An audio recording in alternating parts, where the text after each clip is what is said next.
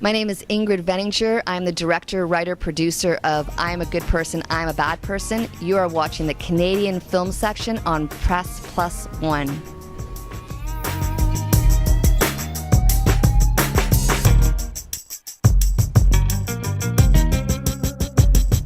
Welcome back to TIFF, and congratulations on your new movie. Thank you very much. I really like seeing all my Paris actors are wearing their guest passes, and it says their name, and then it says I am a good person, I am a bad person. So I think I have to continue creating titles that work really good on passes. I also want to congratulate you. You were named one of our 5 most promising Canadian filmmakers, and I understand that actually got back to you, too.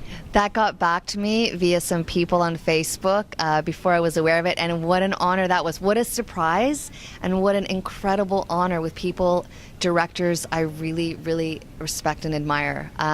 Yeah, that was really one for my mom and dad. I sent it to my mom and dad, and I think that has made them more happy than anything else so far. I was going to ask you, first of all, about the nature of the film, because it's about you playing a mom who's a filmmaker and your daughter who's working with you. And when you make something like that, how much of that is based on your own personal stuff, and how much do you bring in that's made up? Well, a lot of it was based on, I think, my personal struggles as a filmmaker, just trying to get the films I make seen. Mm-hmm. And I think just stories from other filmmakers and some personal film festival experiences, but also things I've observed. I mean, I've been to a film festival where the cast was lined up for a Q&A, and the director, and there was literally 20 people, and there were no questions from the audience, and then the programmer said, okay, well, thank you all very much for coming. And I just sat in the audience going, oh my God, could the programmer not have a question prepared? Yeah. So that's never happened to me. Okay. But I have been asked after a screening of Modra at the Bratislava Film Festival, where we ended up winning the audience award, but the very first question was, do you consider yourself a filmmaker? Okay. And I have had one person attend a screening and sleep all the way through. So some of it is real, some of it is made up. Thankfully, my life is not as messed up as Ruby's, and I have a really good relationship with my daughter. And we had more fun making this film than we even had making Modra. Even though Modra is perhaps a more upbeat, more joyful film, and this one's a little darker, a little edgier, we laughed way more making I'm a Good Person, I'm a Bad Person. I still think that shows. I laughed a lot during this movie, certainly. Fantastic. I actually wanted to ask you about that scene where the audience member asked if do you consider yourself a filmmaker. What was your answer when you got that question? It was pretty much what I said, what I wrote, ended up writing in the script, which was, I make films. I've been a part of this industry since I was 11 years old. I started acting and on stage, on television, and commercials. I was on CBC in a TV show called Airwaves when I was 17, and then I started producing in my 20s, and then slowly directing the last 7-8 years. So it's been a 30-year journey for me. So whether I consider myself a filmmaker, I don't know. It's what I do, man. For better or worse, I'm in this. I'm in it. I wanted to ask you about, because when I interviewed you for Modra, you were talking about the scripting process and how it was changing day to day. So what was the scripting process for this one like? With this one, we had so little time. We were shooting 4 days in England, 4 days in Germany, in Berlin, and 4 days in Paris, France. And so I had to go in prepared.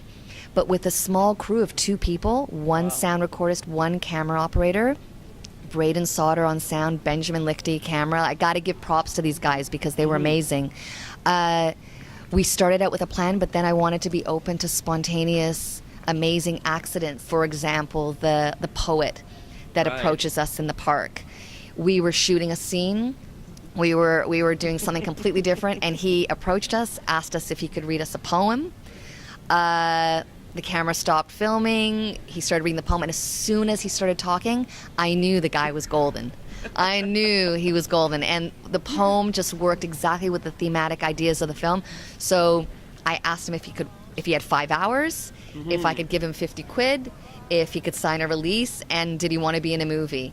And he was unbelievable. And that changed, because that spontaneous thing happened that became a part of the film, I rewrote that entire first act because of that.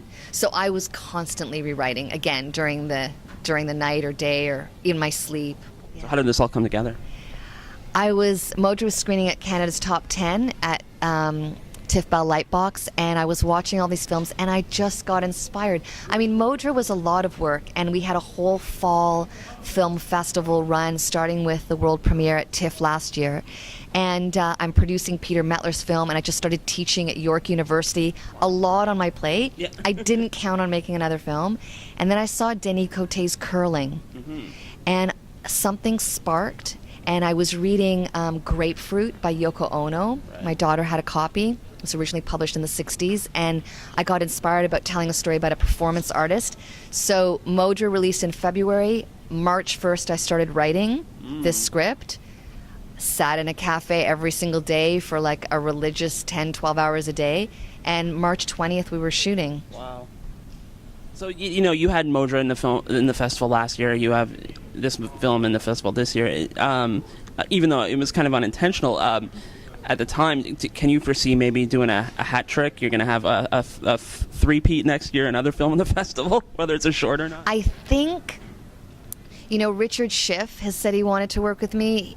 I did a film with him called The Taking of Pelham, 1, 2, 3. He was on The West Wing. Right. He's a good friend. He was at the screening of Mojo, the same screening I was in. Was he? Yeah. Okay, he was there. And he was apparently saying really good things about it last year. So I sent him an email that I have this new film, and he wrote me back immediately and said, I got to be in your next one. So I'm writing a role for Richard Schiff. And basically, if actors approach me at this film festival and say, I want to be in your next movie, that's how the inspiration comes, by people saying, okay, I want to work with people. It comes from wanting to work with people. I really wanted to do another film with my daughter before she went off to university. I really wanted to take advantage of being in all these amazing locations and on this festival circuit. I really wanted to work with certain actors I knew in Paris and in Berlin, and meet new people. I really want to work with a new cinematographer and a new editor and a new sound recorder. So these opportunities are things that really inspire me and excite me. So who knows, I may come out of this festival with actually 2 really cool things happened already that I've jotted down that are starting to become scenes for a new film. So I don't know, maybe I'll see Jane Addams. I really love her. And yeah, maybe I'll come out of this film festival with a whole new cast and a whole new idea for a film. But I'd like to take a bit more time. I'd like to maybe go on a holiday, read a book. So give me a couple years. Give me 2 years. How and in what ways you've grown as a filmmaker between making Mojo and then making this one, and maybe where you're going to go next in terms of developing your skills and your talent? Well, I wouldn't have a career as a director if it wasn't for TIFF. So this festival has been hugely important for me in terms of being a platform for my films, and it's made me I want to keep going, and I want to continue taking risks and not being afraid of failing, and whether that means spending my own money, or hopefully maybe I'll meet someone at the festival who will say, here's $50,000, go make your film, I'll see you in a year, I'll see you at the world premiere. But I hope that I just continue to be brave and to work and to gather people that are willing to take risks and that I love and trust and respect, and collaboration is my real passion. So I just want to keep finding really great people to collaborate with, so I can keep being surprised and I can keep discovering things and keep having amazing experiences and travel the world at film festivals. Great. That's all I want. The little things. Well, thank you very much for your time today, and enjoy the rest of the festival. My pleasure.